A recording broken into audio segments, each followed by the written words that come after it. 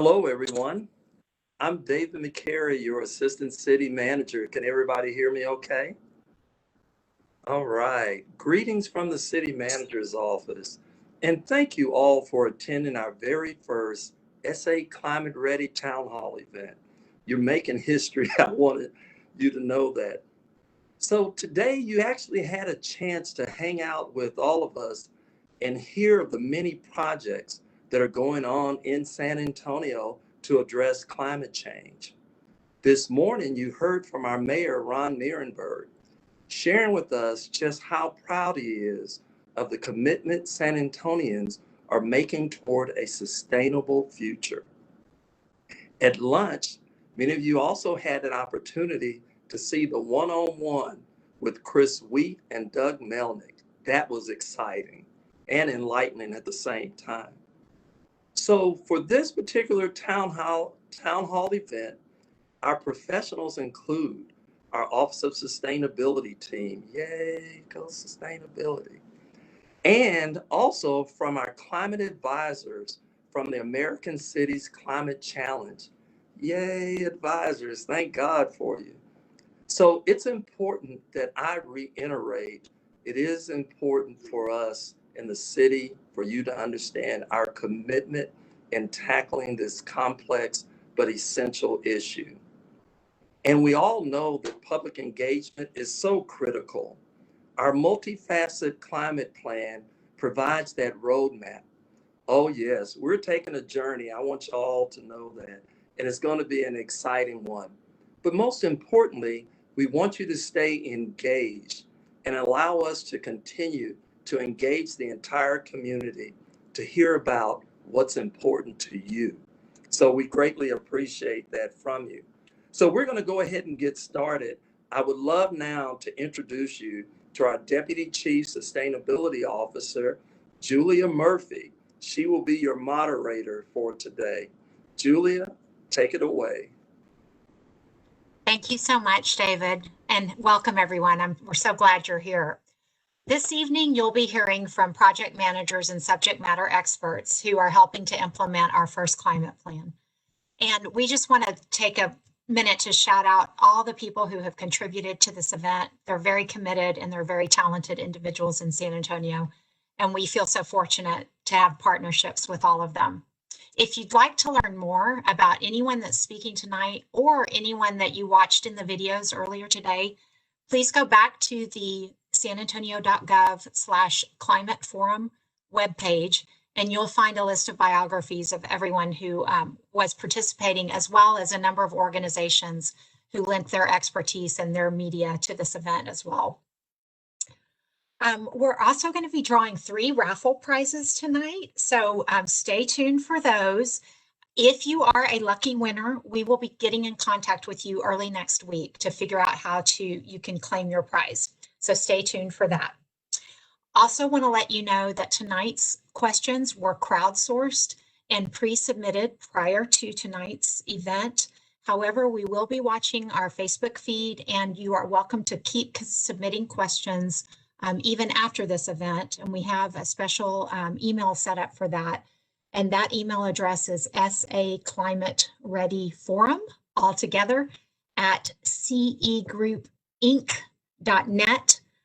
If you cannot remember that, it's on the webpage, and also you can email any one of us directly that you happen to know. So let's get to our questions. The first question is for our Chief Sustainability Officer, Doug Melnick. And Doug, 1 year in since the passage of our climate plan, what are the implementation priorities of the CAP? If you could elaborate on that, please. Yeah, and thanks, Julia, and thanks everybody for joining us here today. Way too many to mention, and I think the big thing is, like most folks, our plans had to be readjusted.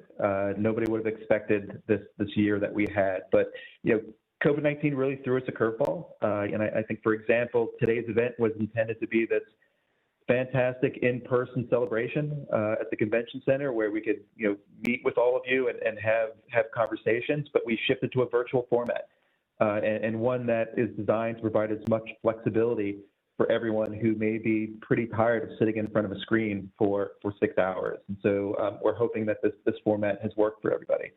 But I think our number one priority, going forward is going to be engagement. That's the key to a successful climate initiative. So starting next month, we're going to begin launching a monthly series of public Zoom discussions that are focused on different elements of the climate plan, such as energy generation or the circular economy. And the goal is to have more in-depth conversations with community members and stakeholders. We're also going to be bringing a contract to City Council to hire a consultant to develop and implement the SA Climate Ready public engagement and communications campaign. And the focus of that is to highlight the importance and benefits of climate action and the roles that we all have to play in our community. We're also really excited. It's going to include a key equity component that will provide subcontracts with local grassroots organizations to provide direct engagement with frontline communities. In terms of other big priorities and in terms of implementation, the other big one is institutionalizing the climate plan within our city organization. We need to lead by example. So we've been spearheading a climate training from the top executives on down so people understand the roles that they play in implementing this plan. Developing consistency documents for each department so they understand what the plan means to them and what their expectation is to help implement. Incorporating the climate plan into budgeting and decision making. So really, how do we incorporate this into our day-to-day activities? We're also working with our new advisory committees that you'll hear a little bit about, developing policies and programs to reduce energy in the building and transportation sectors, such as energy benchmarking requirements and EV and solar readiness codes. Building resilience in our most vulnerable neighborhoods through heat vulnerability assessments and urban heat island pilots, and really, working with CPS and other stakeholders to better understand and define what an accelerated pathway is to a decarbonized energy supply. So those are some of the big priorities, and really the key to all of it is doing this with a focus on racial equity and climate justice. So a big task ahead. Thank you, Doug. That is a lot in one paragraph. We've got our work cut out for us, certainly. And that was a great segue to a question that we wanted to toss over to David. David, you and the city manager's office have been really instrumental in setting the vision and the composition of our climate advisory committees. And I wondered if you could tell us a little bit about the purpose of the committees and San Antonio's commitment to broad community representation throughout this process. Yeah, thank you, Julia. That's a great question for us. And I will tell you this before I get into the advisory part of it. This does require a major lift. It requires both the mayor's office, city council offices, city manager's office, and also our department heads and their offices as well. And it takes all of you. So one of the things that I'm very kind of really excited about is the advisory committee. This advisory committee has two parts to it. I'll say it that way. You have your technical and community part, which is part of your advisory group. And I'll also introduce you to our equity advisory group. So let's talk about technical first.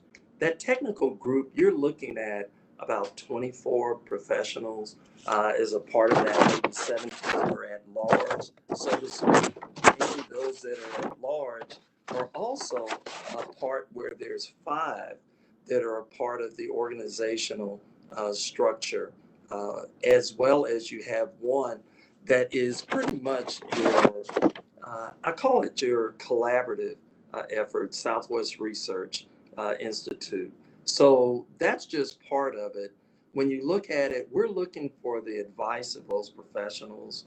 We're looking for diverse perspectives. We want everybody to give their honest feedback as we're looking for that input regarding our implementation of our CAP plan. And that also takes into consideration what the city is trying to do to achieve a reduction in greenhouse gas emissions, and also to achieve our adaptation goal. One of the things that the other side of it, which is the equity advisory group, that's about 11 professionals roughly that are a part of that, 10 of which are at large. And the co-chairs interact with both teams, so to speak, for both the technical group as well as the equity group. There, we're looking to advance equity. We want you to see it from an equity lens perspective. We also want those professionals to be honest and give us their honest feedback. We want to make certain we're looking after our marginalized communities, communities of color, low income communities. We want to make certain that we're not missing anything as we move forward with the plan. But when you look at both of these advisory groups, they're professional. As a part of it, I was really excited because our Community Health and Equity Committee, back at the beginning of the year, right before COVID hit, as Doug was mentioning earlier, it took us by surprise. But one thing that wasn't a surprise is that they kept moving forward. So when we have our Community Health and Equity Committee, we had our chair, Councilwoman Sandoval, and also we had Councilwoman Andrews Sullivan that was a part of that. They also introduced the Office of Equity that helped us launch, and of course, our Office of Sustainability. So can you imagine everything had to be done virtually, but it didn't stop them. We have an amazing group for both these advisory panels. So you're looking at your technical community, giving advice, and you also have your equity advisory group as well. So we're excited and just wanted you to share that. Thank you, Julia. Thank you, David. We're excited to be working with the committees too. They just launched last month, and so they're going to be meeting quarterly, and we're really excited to hear what they have to say and how they'll inform the process. And that's a great segue to the next question, which we're going to ask Mina Defee to answer for us. Mina is our climate program manager, and she's been really working around the climate plan a lot and with the committees. So Mina, can you go into a little bit more detail about how we're planning to engage, especially frontline communities who may not have been engaged in the process previously, and making sure that their voices are heard? Yes, of course. As you mentioned, we've touched on this a little bit through Doug's and Mr. McCary's comments. But really, the SA Climate Ready Advisory Committees are going to be one of many windows we have into these communities. So they will not only offer expertise on the topics that we touched on already, but they're also attuned to the communities that they either live or work in or that they're a part of. So they can bring back valuable insights that can be incorporated into our work. And that's one of the many reasons why equity weighs so heavily when we chose the committee members.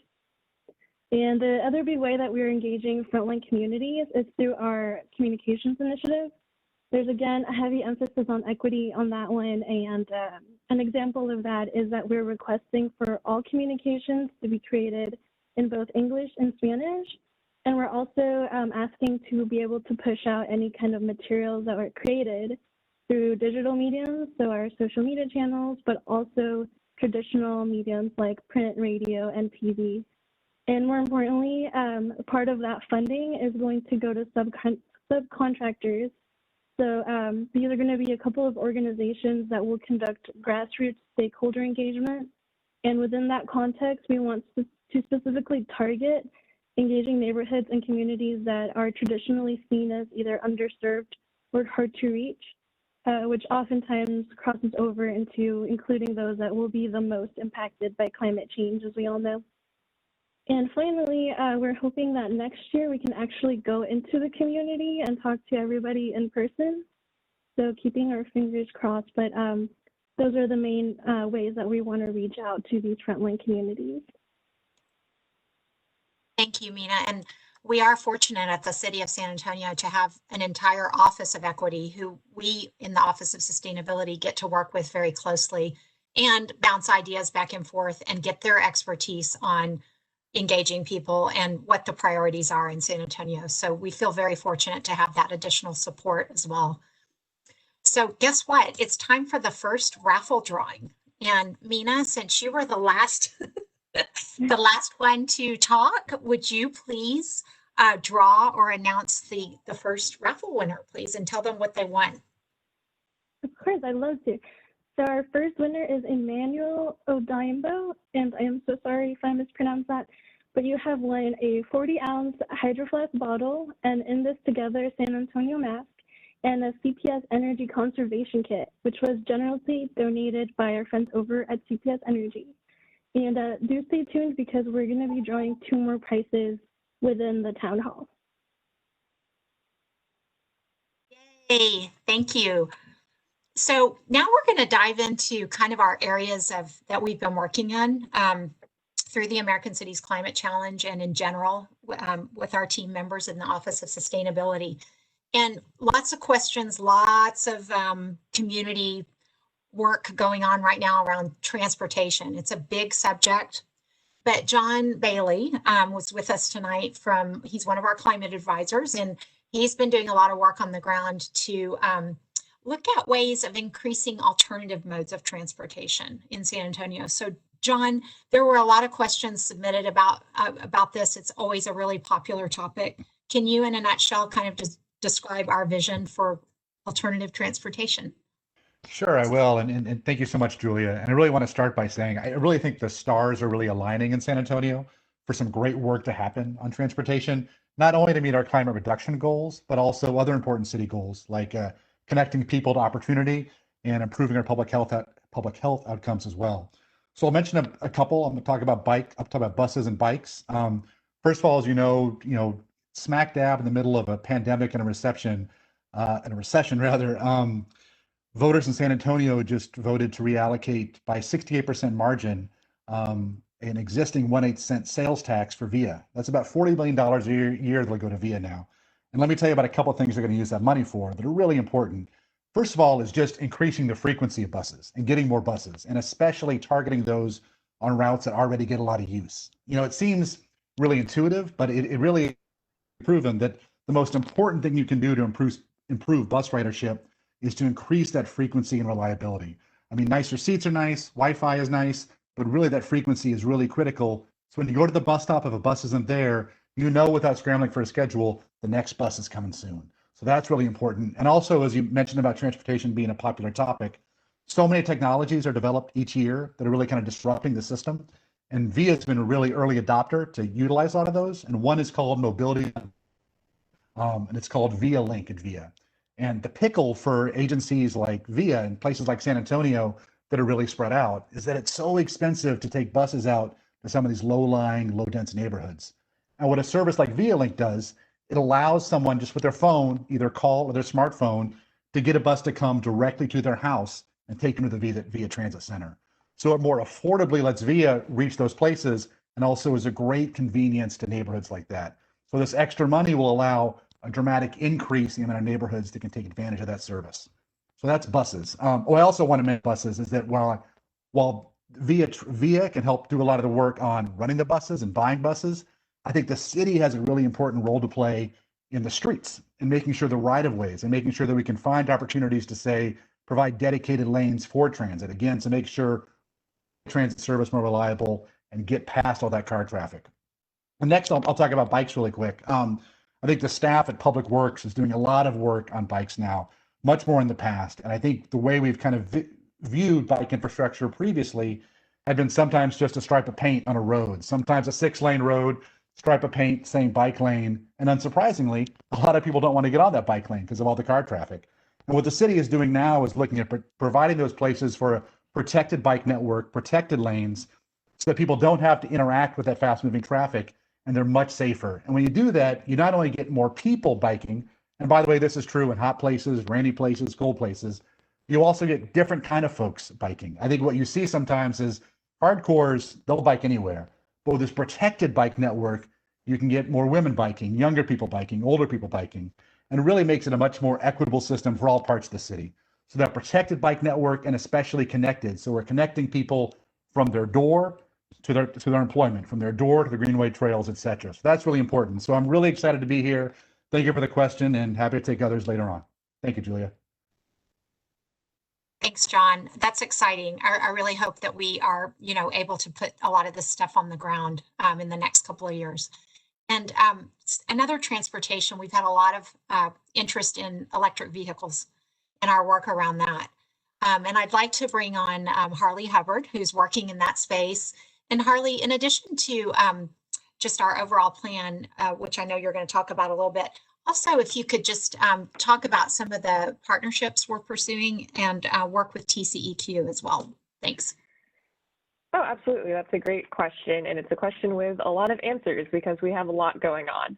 So first off, I want to talk about kind of our outreach and engagement. The city is constantly working to educate the public about our existing electric vehicle or EV infrastructure and EV initiatives under our branded EVSA campaign, while simultaneously increasing public access to charging infrastructure. This past year, we've held multiple virtual events for the public and city employees to learn more about electric vehicle ownership.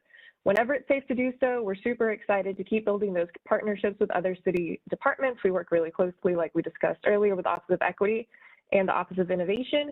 So we're excited to keep holding in-person events when it's safe so that interested drivers can have some hands-on experiences with electric vehicles and ask hard questions to EV owners before deciding to buy.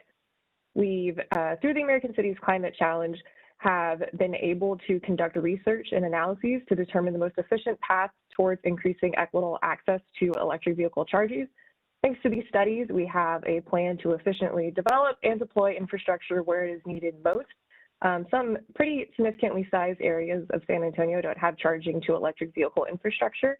And you can't just add an EV charger to every house, which is a significant barrier to those who could buy an electric vehicle because of the low cost of maintenance, because of the low upfront cost of used vehicles. But if they don't have anywhere to charge, they're going to be deterred from that vehicle. So to help address that problem, the city is in the process of finalizing a contract with an EV charging provider. This is a really exciting opportunity.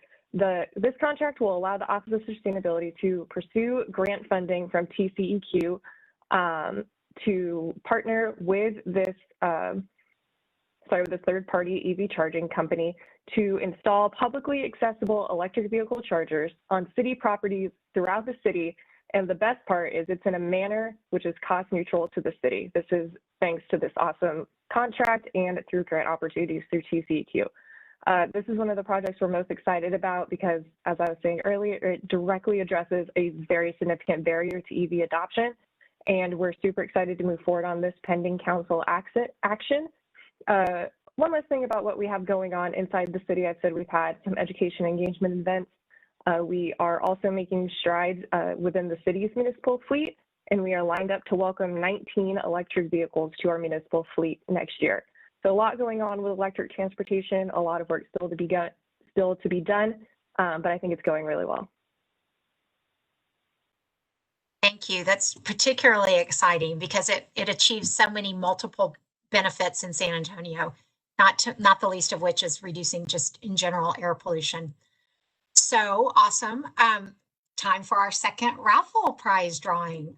Harley, you get to do the honors this time. Yes, ma'am. It looks like the winner of our second raffle prize is Jenny Yoshimoto. You have won an annual B-Cycle pass valued at $115, plus an In This Together San Antonio mask and a CPS Energy conservation kit. Thank you so much for tuning in, and I'm going to pass it back to Julia. Hey, thank you. Well, now we're going to pivot again, and another huge area that we're working in is buildings and energy. That was the biggest chunk of our greenhouse gas emission inventory is generated by this sector. So we really want to take a hard look at where we can make improvements there. And I have the pleasure right now of bringing on our other climate advisor. And by the way, San Antonio was very fortunate to get 2 climate advisors through the American Cities Climate Challenge. Not every city that participated got 2, and we did, and we've just been ringing them for all they're worth to get as much out of them as we can. So Adil Choudhury is on the line with us, and the question for you, Adil, is how is the Office of Sustainability and y'all working with CPS to increase the renewable energy stock? Thanks, Julia, and I appreciate being brought in to be run and to help out with the team, and it's been great. So CPS has been a great partner, on multiple fronts. One, I'll talk a little bit about, specifically, on renewable energy, but even beyond. So one, they've been providing input. This Office of Sustainability has been providing input, to CPS on the Flex Bundle and the Flex Path process. And in addition to our, helping, working with the city of San Antonio on how we can, identify a pathway to meet the municipal electricity demand with renewable energy. So the city basically needs about 105 megawatts of energy supply, and for that, about 15% of it's currently met with renewable energy. So there's, as you can imagine, there's a lot of work to do. But to that point, we've been working, hand in hand with CPS since pretty much early 2020. And with CPS, with the office, with the city manager's office, David McCary, the finance department, to figure out what kind of procurement strategies could work, for San Antonio. How can renewable energy be phased in as we, approach the 100% renewable energy goal? So we've been, talking about solar sites. How does the distribution and transmission opportunities and what kind of limitations they would have? What kind of city properties we can use, between, decommissioned landfills and solid waste management department, land, rooftops and carports, and even off-site, let's say, like West Texas wind. How could those be, phased in, and how could we procure? So we're also in the early stages of discussing, how the load could be managed from other, PPAs, and also the CPS's new green tariff mechanism. And we look forward to continuing working with them on figuring that out. So, I do want to take a minute to talk about, other cities too. I mean, San Antonio, other cities in the climate challenge, like Chicago and Philadelphia, they have also, during this time, set out RFPs to secure, their 100% renewable goal, or other large, component of their demand. Charlotte, has, developed, training programs so that they can bring in, people, develop their workforce on renewable energy. And, San Antonio is, doing this at a great time. I'll use John Bailey's, idea. This is a great time for us. North Texas just announced, a 1.3 gigawatt solar project between 3 counties and multiple private sector, off-takers. And so this is a great time for us to be, getting our, portfolio of renewable energies to make San Antonio cleaner. And I'll just add, CPS has also worked with us in other platforms where we're talking about EV and solar readiness for all kinds of buildings in San Antonio. Thank you, Adil. And we may circle back to the EV and solar readiness conversation if we have time.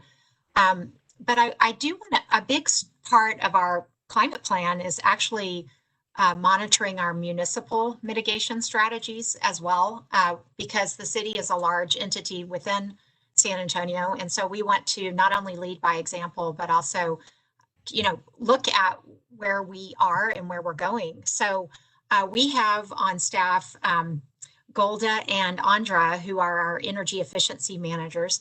And the first question I want to turn to Andra. Andra, I would love for you to kind of tell us about our energy efficiency fund, and specifically kind of some statistics around what kind of projects have been funded, what it is, you know, what it's funding, and the impact that it's had on our city facilities. Yeah, I'd love to. Thanks, Julia. So our Energy Efficiency Fund was actually the first fund set up like this in the state of Texas. I think it's the only one. So it's a revolving fund. So each year when we have these projects, we'll get rebates if we qualify for CPS for different things, installing energy efficiency lights like LEDs. And we'll use that again and continue using it, you know, to fund these projects to bring our municipal buildings to be more energy efficient. So some of the projects that we did, or actually all the projects we did for fiscal year 2020, we had 4, and they were actually really big projects. So let me start the first one. We completed our Alamodome exterior lighting project. So that one focused on just retrofitting of fixtures within the Alamodome area, all exterior. So we did, for instance, there's some high mass sports lights, some floodlights. So overall, a total of 176 light fixtures, and that annual cost savings is about $12,000 a year. So that was the big one that we just completed. Let's see, moving on, we did our Lila Cockrell interior lighting retrofit, and that one was a total of 385 light fixtures. So we upgraded existing lighting control systems to work with the new LED lights. So not only are these more energy efficient, they're also reducing our greenhouse gas emissions. They're reducing our heat load caused by the existing lights, and then again, reducing the HVAC cooling load. So it's helping all our entire systems for that upgrade. And then our third project was our Martin Luther King Park exterior lighting. So that was 70, I believe, 1 outdoor lights. So that also improved not only lighting efficiency, moving, you know, upgrading those to LED lights, but it also provided security, more visibility, especially during darker times around the walking trails, the playground. There's some basketball court lighting. And then finally, we have our Rosedale Park exterior lighting retrofit. So the pavilions at Rosedale Park, there's quite a few out there, and those light fixtures were really old, outdated. So we went ahead and retrofitted all those lighting. So that was like in the kitchen barbecue area, if you've ever been there, the large eating and smaller pavilions, the restrooms, storage closets. So just bringing that all up to date again with those lights. That's a lot of lights. Yes. Cool. And that's going to make a huge impact on our bills too. We pay for our energy too, so we're going to be reducing our bills that way. Golda, I was wondering if you could just bring it down a little bit to local and tell us how an individual can conserve energy and save power on their own energy bills. Yes, thank you, Julia, for that. And I wanted to at least just pretty much keep it basic just for everyone. I think everyone on this this event and this forum can really benefit from that. And what I wanted to just at least first state is that a lot of us now, we're all working from home. But I do have some good news that even though you're still in your home now and, you know, we're using the lights, we're using the AC and now the heating, there's still hope. You can still reduce your energy bill, right? And I think one of the biggest things that I wanted to at least let everyone know is that you to be able to just, you know, even make any type of impact on your bill, you first need to understand, well, where is it coming from? What's the biggest, you know, what uses the most? And of course, here in South Texas for San Antonio, it's the AC, it's your AC unit. And to me, you don't necessarily have to turn it off, but I just wanted to at least provide some basic things that all of us can do. The biggest thing is that we want to just make sure that we do have those maintenance, you know, you can do it quarterly or at least just do it, you know, in the change of seasons. You can do it when it's about to be summer. And for us now, we're going into the winter. So just at least get that checkup, just to make sure that it's running correctly, just to do the basic maintenance on that. And of course, the next thing that I usually tell people, I personally like my temperature, for the winter, I like it a little bit more warmer. For the summertime, I really like it, a little bit warmer still. But to me, anywhere between, for the summertime, you can set your thermostat, anywhere between 70, 72, sometimes 74, 76. You should still be okay. To me, as long as you have the correct system, you're operating it correctly, and you stay somewhat reasonable for those temperature setting, you should be able to conserve and you should be able to reduce your energy consumption. I do want to let people know that CPS on their website for residential has plenty of information. How to read your bill, that's another important one. Types of rebates, you have those, and I think Murray's going to touch on that later. The Nest thermostat, you do have rebates on that. So there's plenty of things that we can do. Now that we're switched over to kind of the heating season, San Antonio doesn't really get cold, but sometimes when it gets real cold, I do want to mind you that, sometime if your heating uses electricity, that bill can be high also. So be mindful that if we do have very cold, December, January, February, just watch your thermostat setting on that and being able to at least conserve, or, you don't have a spike in your bill. And Julia, I know that you mentioned the power bill or the electricity bill, but I do want to add, as the energy manager, let's not forget about water. I think SAWS does a great job of the conservation, energy conservation, what you can do, and also rebates. But pay attention also to your water bill. If we have irrigation, when you water outdoor, that costs, that will make your bill go up. Check your irrigation if you do, check your sprinkler heads, and also be mindful of your fixtures and making sure that they're not leaking and things like that. And again, the SAWS website has a lot of information on that. So your power bill, the electricity, and also your water bill are very, you can watch those, and there's lots of things that we can do. And I just wanted to at least mention that. Thank you so much, Julia. Golda, thank you for all those tips, helpful tips. And you're right. I mean, we are so fortunate also in San Antonio to have very strong utility partners in our water system and our energy utility. So they do have fabulous resources for businesses and for individuals. So if you haven't checked those out, do that, because you can not only save money on your own bills, but you're also doing your part to address our climate challenge in San Antonio as an individual.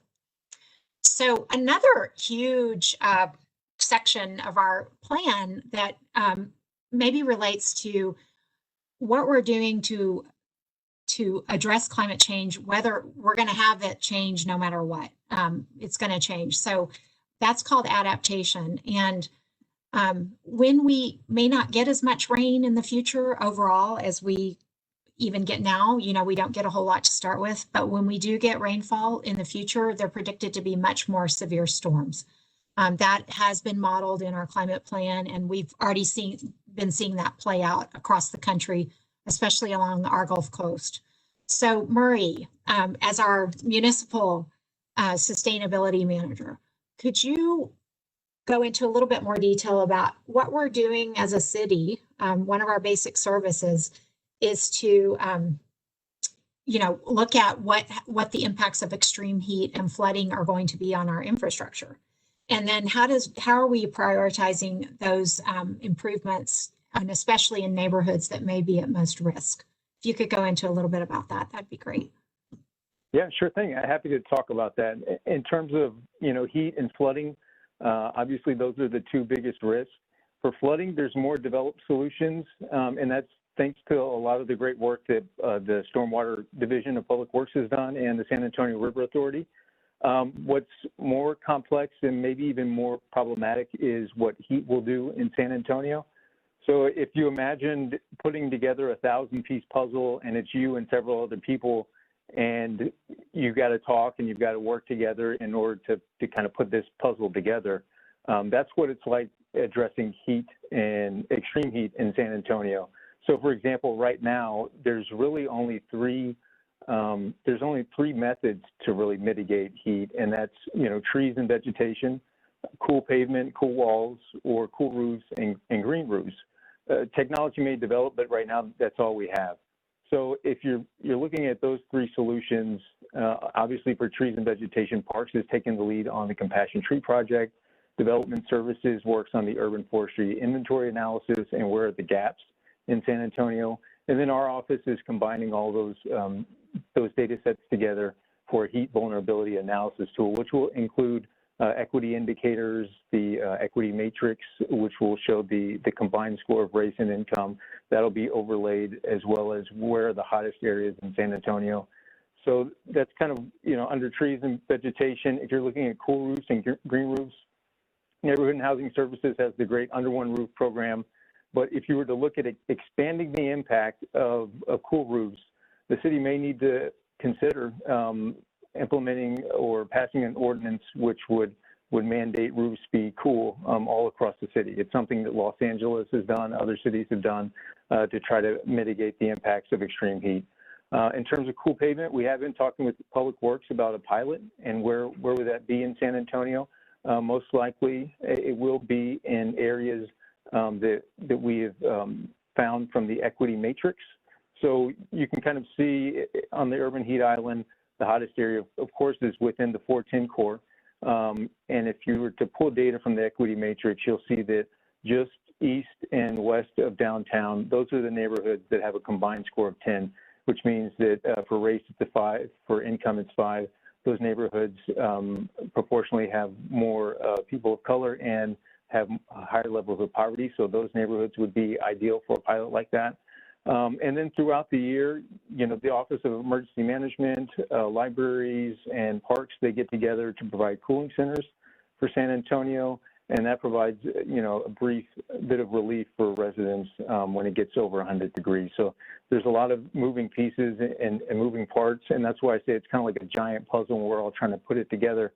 But it's not like we have all day. We have about an hour before the heat in San Antonio gets much worse. And I guess I would say if people are concerned and, well, what are the potential risks for my neighborhood or for my zip code, there's a really good website called climatecheck.com.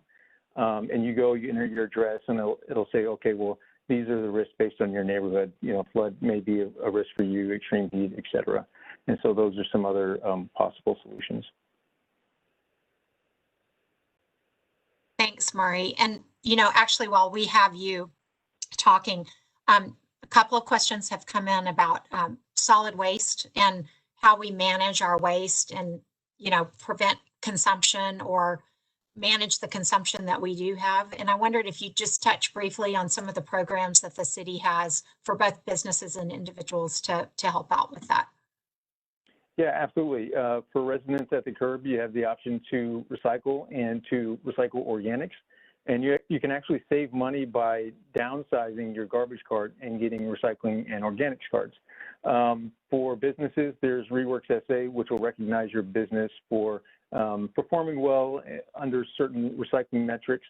But yeah, the best way to look for more information would be, there's two websites, sanantonio.gov/SWMD, the Solid Waste Management Department, but SWMD, or sarecycles.org. Yeah, San Antonio has a lot of great programs and was actually, if not many people know, the first in Texas to actually pilot curbside organics. Austin and other cities were looking at what we were doing here in San Antonio. So we've been a leader in sustainability for a while. Thank you. I mean, my favorite tip as kind of the gateway drug to working on climate at your own home is to compost. It's so much fun, and you get to make dirt out of trash. It's just great. You put it back in your garden, makes your vegetables grow. So that's my tip of the day. But Murray, guess what? You have the honor of drawing our third raffle prize winner. So take it away. All right, let's see. I think we have Carlos Castaneda. You have won an electric vehicle. Oh, I'm sorry, a Google Nest thermostat. But don't worry, it will eventually save you enough money where you can buy an electric vehicle. It may just take 20 to 30 years, but you have won a Google Nest thermostat valued at $145, an In This Together SA mask, and a CPS energy conservation kit, the gift that keeps on giving. That's a great way of putting it, the gift that keeps on giving. So, Doug, we saved all the really hard questions for you. Ready? I want my electric vehicle raffle prize. I know, we all do. Maybe we can get an office vehicle at some point. Yeah. Put that on the wish list. So, Doug, kind of wrapping it all up, and there's a lot of questions in here, and we may get into some really specific ones, but can you tell us about our interim goals? Because, you know, we've got a long way to go to get to carbon neutrality by 2050, and especially in the next 10 years. And then how are those priorities going to be prioritized? Yeah, so that's a big question. I'll start with, it's only been 1 year since the plan was adopted. And as I keep harping on, it's been a year that no one has expected, but we are making progress. In terms of the mitigation goals in our plan, they're based on our greenhouse gas inventory that covers the community and municipal emissions. Our 2050 target was identified using 2016 as our baseline, so that's our starting point. And our first interim goal is 41% overall emissions reduction by 2030, so 10 years away. That's a lot. That is a big task, but we know it won't be easy, but we can do it. In terms of hitting that target, really, as Julia, you had mentioned earlier, 85% of our emissions come from energy that's being consumed in our buildings and our transportation sector. So that is where we need to focus on. In terms of how we're doing, we're just about completing our 2019 inventory. It's not ready to release yet. We're still validating some of the data and doing some assessments. But it's a good news, bad news thing. I mean, we're making progress in some areas, and in other areas we aren't. And it's similar to what we're seeing in other cities nationally. Transportation is a challenging sector. I think the other thing that we really face is we're a growing community. So with that growth comes more people, more buildings, more energy consumption in those buildings, more emissions. On the transportation side, more vehicles, mile traveled, more emissions. So, the key to this is going to be looking at the data. We plan on providing this inventory, the 2019 inventory, to council in the beginning of February, along with recommended actions as far as what we're going to do next. And I think that's related to the priority question. What we're looking at is high impact strategies that can reduce emissions that are as minimal cost as possible. I think the challenge that we have is there really is no such thing as low-hanging fruit. Everything that we need to do has some sort of impact. And so I think what our goal is to provide council and the community, as well as the advisory committees, here's our professional assessment. This is how we're doing, and here's the levers we have, and then these are our recommendations. The one thing another question to come in, if I can just pivot really quickly, somebody had asked about equity and climate change and what they have to do with each other. And I think that, equity is pertinent to everything that we're doing as a city, but also as an office of sustainability. And I think it fits into this discussion around climate, carbon neutrality, and addressing and adapting to climate change. So we know climate change doesn't impact everybody equally. Communities of color and other vulnerable populations are the most impacted, but they contribute the least to the causes of climate change. And we know those impacts can be in terms of health outcomes, fuel costs, food insecurity, and increased susceptible impacts of extreme weather and flooding. And so when we drive towards this carbon neutrality goal, we need to understand the implications of decisions and actions through scenario planning, looking at the data, to ensure that vulnerable populations don't bear the burden of those decisions. And so, finally, climate equity, it's not just about mitigation and adaptation, but it also needs to be about reversing the historic and systemic racism and injustices that we've experienced, that people have experienced in our community. So equity is at the core of this, and we just need to make sure that before we make any decision to do anything, we understand what it's going to mean for our most vulnerable populations.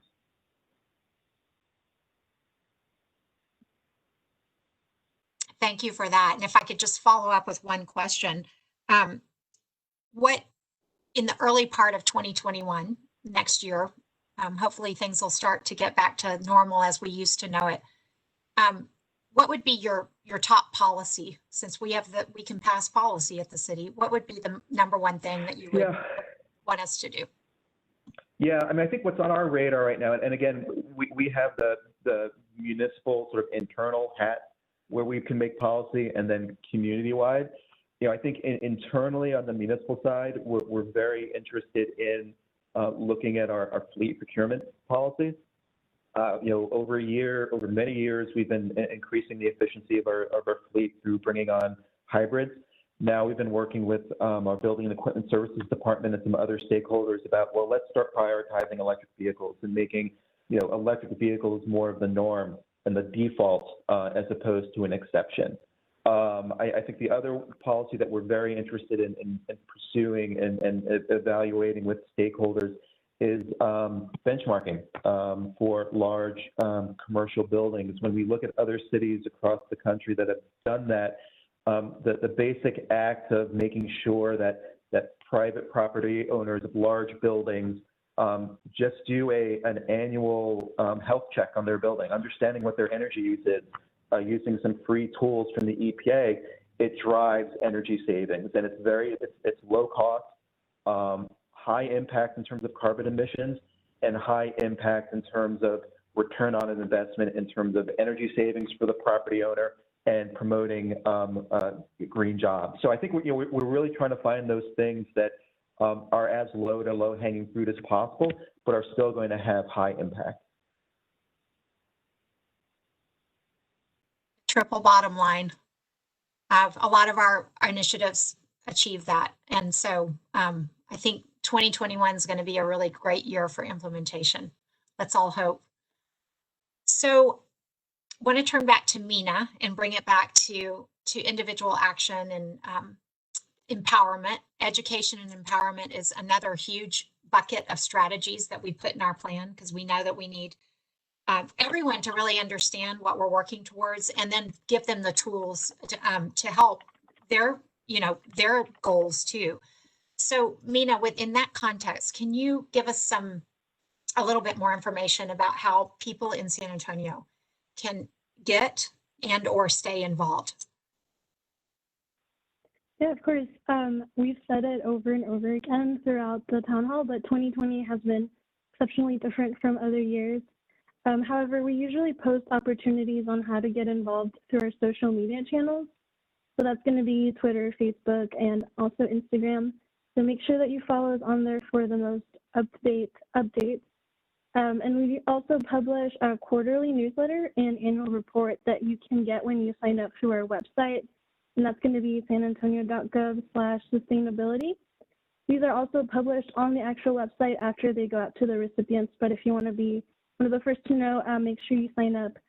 And whether it's notices about events like this from us or from our partners, public meeting information, surveys, really any other type of engagement, just keep a lookout on those channels because we always have something going on.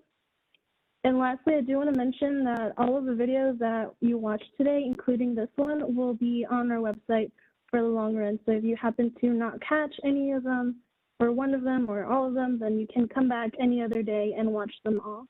And yeah, we hope you enjoy it. And now I do want to turn it back over to Mr. McCary. We want to thank you all very much for being here, and will you please share some closing thoughts with us? Yeah, thank you so much. Hey, I just wanted all of you to know how important this was for you to be a part of our SA Climate Ready as we talk about our town hall event. I have to tell you that We all know that San Antonio is one of the fastest growing cities in the nation. And as a part of that, you have to know that everyone's working hard to make certain that our next generation is looked after, those little ones that haven't even been born yet. We are looking to create this sustainable approach. We have to make certain that our partners, our focus groups, our advisors, all of those that are part of our community are part of this engagement. And I tell you, we're working with a sense of urgency, but we're working with a calculated effort where that buy-in and making certain that all of you are part of the solution. We have to protect our wildlife, our ecosystems. We have to even think about those things that normally slip by us. But the main part is when you look at this team that had a chance to share what each and everything that we've been working on, it's been amazing. For everybody here, Doug, Julia, everyone, thank you so much for your efforts and what you've done. Mayor, all the way from the beginning of this morning, all the way to the end. You can't tell me it's not exciting. You'll have to make time to see all of the videos that Minerva talked about, but y'all just keep it going. Mina talked about continue to look back and see. We're excited. We've got a lot of ground to cover. And remember, it is a journey, so nothing happens overnight. And I just want to thank all of you for your participation today. Thanks again. I'll turn it back to you, Julia. Thank you, David. It's really wonderful for us in the Office of Sustainability to have the support of the city manager's office as well as our elected officials. It's really, when the stars align like that, we think we can, have a lot more impact and get a lot more done. So thank you for that and for your support. I do want to let Doug have some closing remarks, and so we'll give it back over to Doug. But before I do that, very quickly, remember, we are still taking questions from the audience and the attendees of the forum. If you did not get your question answered, and we can please continue to watch for those answers. We'll post them on our website and we'll let you know when they're ready to view. And as well, you can keep reaching out to us. So Doug, thank you again for leading our office, and you have the last word. Thank you. Great, and thanks, Julie. And I think David summed it up, but I'll add to that. But thanks everybody for taking the time to tune in today and learn about all the good work that has happened during this very difficult year. I want to thank my staff. All of you guys have just done tremendous work over what's been a real challenge, and I definitely want to thank Julie and Mina putting this whole day together. I know it wasn't easy. While it is clear that climate change is not only continuing, it's accelerating. It's important to place it into context with where we are as a community. We all know what we're facing right now. Second peak of COVID-19, systemic racism hasn't gone away, the recession. There's an opportunity here. We definitely need to acknowledge the fact that climate action can help reinforce those challenges we face right now, and then vice versa. Those challenges can help further our climate action objectives. I also want to acknowledge that we as a city, we as a staff, acknowledge that climate change is an imperative. It requires immediate action, and that we are committed to that. It's real. It threatens our world and our community, not sometime in the future, but now. And so we understand that. COVID-19 has shown that our society can swiftly mobilize, in the face of an unprecedented emergency. Climate change is no different. We should be able to accelerate our response. By working together and working towards a common vision that lifts everyone up in our community, we can succeed. But I just want to ask you all to please be safe in these challenging times. We look forward to having deeper conversations with all of you one day in person, particularly as we launch into a new year with a re-energized commitment to climate action. And most importantly, and what we're very excited about is in this new partnership with the new presidential administration that is also committed to climate action. We think this next year is going to be a tremendous opportunity to really come about with some transformational change. So once again, thank you all.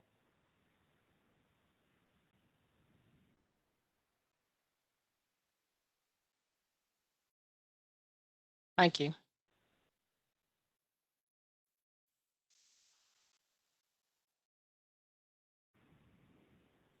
That concludes our first ever virtual SA Climate Ready Forum. Thank you again, and we'll see you around. Bye-bye.